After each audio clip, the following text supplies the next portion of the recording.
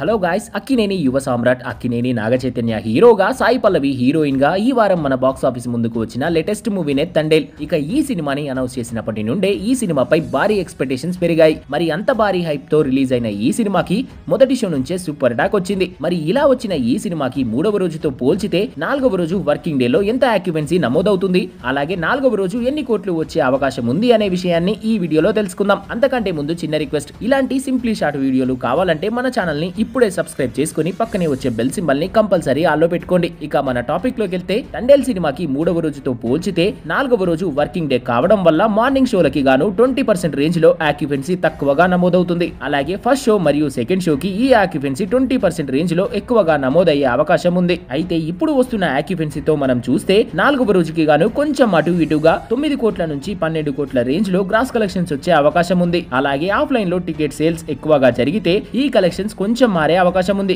ఇక ఏది ఏమైనా కానీ ఈసారి మాత్రం తండేల్ సినిమాతో నాగ చైతన్య దుమ్ము లేపుతున్నాడని చెప్పొచ్చు. సో ఫ్రెండ్స్, తండేల్ సినిమాని మీరు చూస్తే ఎలా అనిపించిందో కామెంట్ చేయండి. ఎందుకంటే మీరు చేసే కామెంట్ తో కొంతమంది అయినా సినిమాకి వెళ్లే అవకాశం ఉంటుంది. తప్పకుండా కామెంట్ చేయండి.